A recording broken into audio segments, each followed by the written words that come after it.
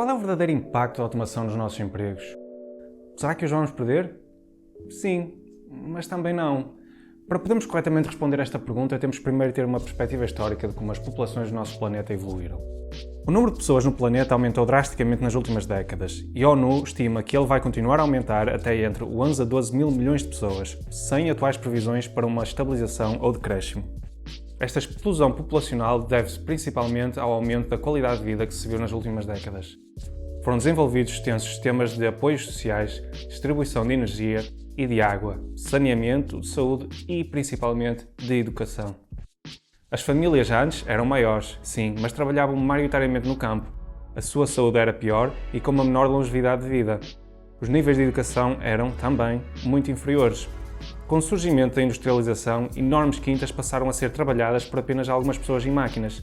As famílias, agora com mais tempo livre, passaram do campo para a cidade e, com recurso à educação pública, aumentaram drasticamente as suas capacidades. Com este progresso, a inovação e a evolução científica puderam ocorrer a níveis nunca antes vistos. Incríveis inovações médicas foram conseguidas que nos permitiram viver mais e melhor. Não só, mas com a simples evolução do ser humano, a sua inteligência aumenta com o passar das gerações. Podemos então agora observar nas sociedades mais desenvolvidas um estagnar do número populacional. As famílias são agora mais pequenas, mas são também mais educadas e mais velhas. Não precisam de ser enormes para cuidar do campo que já não têm. Chegando a este ponto de estagnação numérica, mede-se a evolução em qualidade de vida. Consequentemente, as nossas expectativas para os nossos empregos seguem essa evolução. E é aqui que nós vemos a principal vantagem da automação.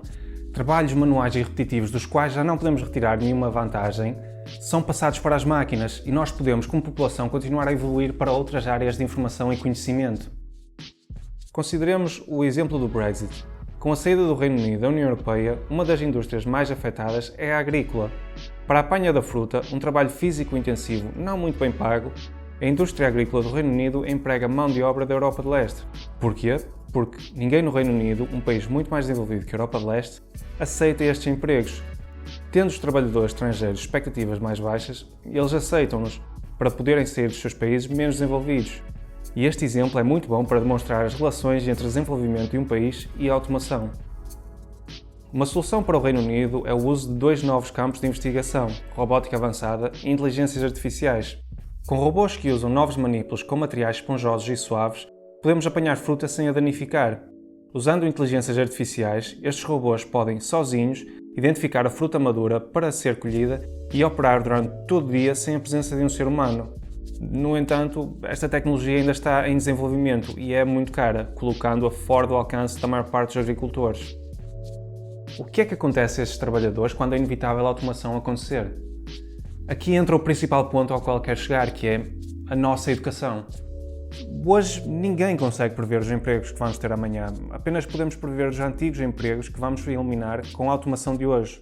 E quando temos conversas sobre a automação, devemos sempre ter esta perspectiva em mente, que muitos novos empregos vão ser criados por cada um eliminado.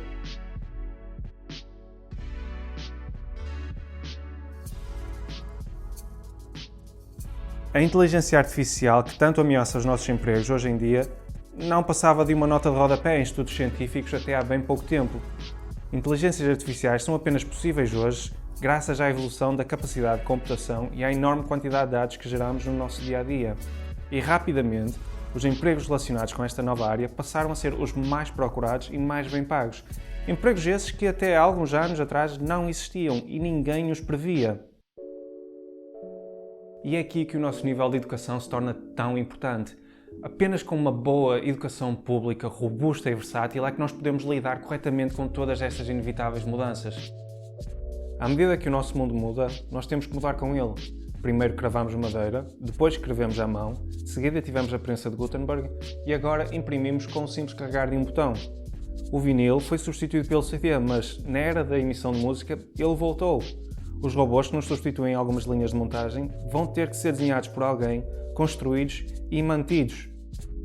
Apenas com uma robusta e ágil educação é que conseguimos mais facilmente reagir a estas inevitáveis mudanças e adaptar-nos sem grandes perdas. O nosso sistema de ensino deve passar a ser menos rígido e estático e mais crítico, argumentativo, com base na relação e consequência e não na memorização. Mas a educação não deve ser vista apenas como pertencente ao indivíduo. devemos também nos educar como uma sociedade. E este é um ponto muito importante. Consideremos os muitos exemplos de uso de inteligências artificiais vindos de Silicon Valley. Estes exemplos são quase sempre com o objetivo de substituir e não de complementar. Estas são empresas com mentalidades muito distanciadas do comum cidadão, cujos produtos muitas vezes negativamente regulam indústrias já estabelecidas apenas para o benefício de alguns. E isto gera muita ansiedade e desconforto numa população, a possibilidade de um algoritmo ou máquina os substituir. Mas esta tentativa de substituição já se provou errada várias vezes no passado.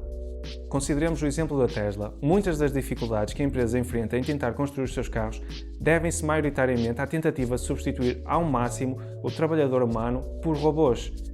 Mas isto já foi tentado há alguns anos atrás por outras empresas e o resultado foi igualmente mau.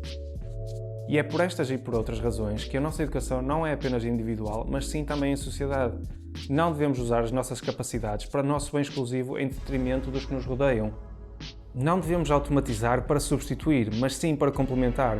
A automação deve ser iterativa e auxiliar, e não negativa e criadora da ansiedade. Esta equilibrada relação entre automação e educação apenas existe se dedicarmos igual atenção a ambos os pontos. Os países mais vulneráveis à automação são os da Europa de Leste, muito dependentes na indústria e manufaturação, empregos esses que são facilmente substituídos pela automação. E ainda pior, estes países não têm estruturas de apoios sociais tão robustas. Portugal tem 70% dos seus empregos na área dos serviços, uma área pouco vulnerável à automação. Não só, mas também tem vários robustos, já estabelecidos, serviços sociais. No entanto, já começam a demonstrar a sua desatualização e precisam de ser reformulados com vista à inevitável futura mudança.